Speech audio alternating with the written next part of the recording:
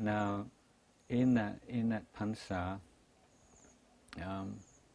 probably the most memorable thing, and the thing he talked about a lot, was it was a year when his great battle in his early monk's life came up, and that was with sexual desire. He said, as a monk, the other areas of meditation and practice never been too difficult for him, but that was his one real weakness. And some people say that he fell in love with the nun who sewed his robe for him as well. But there was nothing, possibility of anything happening there. But then during the pansa, doing a lot of meditation, it seemed like all this stuff came up, and he had great battle with it, until finally he overcame. He was having all kinds of sexual fantasies and very vivid images, you see, as a monk, and not only are monks celibate, but every possible expression of sexual energy is forbidden.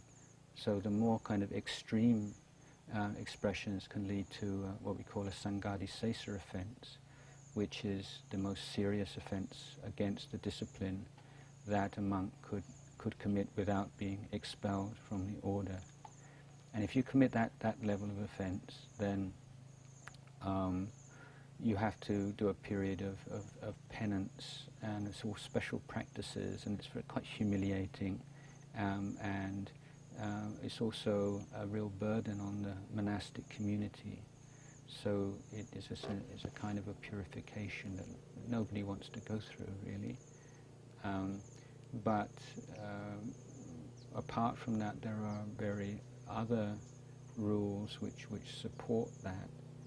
So the idea being, you have with the monk's discipline, you have, let's say, like a number of walls surrounding the treasure, and so the outward walls are the minor rules.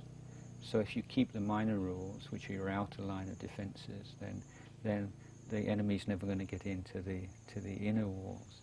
So with a monk and relationship to women, for instance, a monk's not allowed to be alone with a woman, or to have any conversation alone with a woman for more than 7 sentences. I mean, absolute necessary communication. And so lots of minor rules are there to support it. But what it means is there's no outlet for sexual energy at all, even quite innocent, relatively innocent.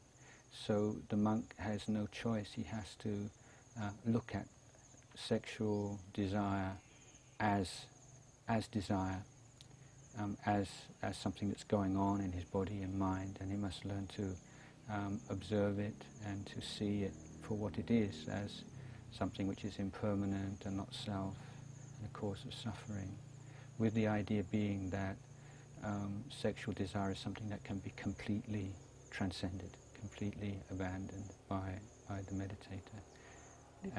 Did Ajahn Chah relate how he overcame these sexual desires? Well, yes, because this is when teachers are teaching young monks in their 20s and 30s, then often this is a common subject that has to be dealt with and talked about a lot. And he said basically that he didn't have any very wise, any special techniques, but just a great deal of patient endurance, and just being willing to endure through that without acting upon it, and seeing it for what it was again and again and again. And so finally, at the end of this pansa, he had a real breakthrough with this, and then it was never really a problem for him after that, to the same degree. And before the end of that pansa, he had a wonderful dream that Ajahn Mun appeared before him with a beautiful jewel in his hand, and he said, "Here, for you, take it, just see how beautiful, how radiant it is." And Ajahn Chah took a hand. Ajahn Chah, he said, he woke up and his hand was like this, he's holding. So after all this sort of difficulties and struggle, then he had a very good experience after that.